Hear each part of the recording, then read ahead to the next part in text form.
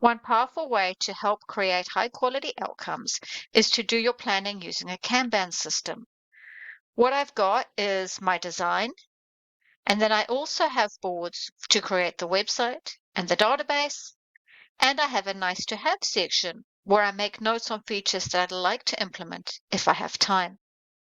Everything on the sticky notes in my slideshow has now made it onto my Kanban board.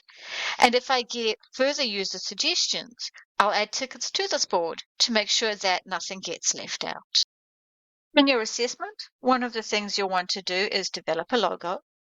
To do this, you can use Pixabay or SVG Vector to get your logo. And you may need to go through several ideas before you find something that works.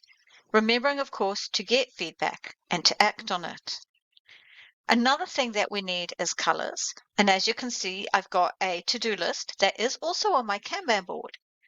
The short version is that I researched possible colors, generated some palettes, and got some user feedback.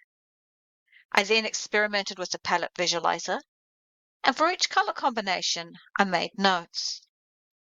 Eventually, I found some color combinations that had huge potential, and I went ahead and refined the most promising one, and then created a color palette where I can copy and paste those color codes later on. Once I'd figured out the colors, I then revisited my logo and combined two of the ideas into a single logo, and then further refined it, and also edited the colors so that it will match the color scheme that I chose. The next step was to choose fonts. This was a journey because whilst I had some great ideas for main heading fonts, when I trialed them with a potential body font, it became clear that those ideas were not the best idea. So I changed my mind and looked at two common fonts, Oswald and Railway. And when I did that, I was able to pair Railway with Bitter, which is going to be my font choice for this project. I've gone ahead and justified my decision, and this meant that I could then go ahead and in Draw.io, I created two mock-ups with varying colors, got some feedback, and then generated a final design. This has been a whirlwind tour of my web design process.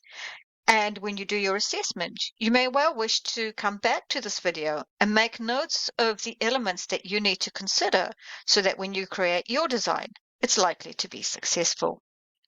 In the next video, I'm going to talk you through the database planning, and then we'll go ahead and set up our database.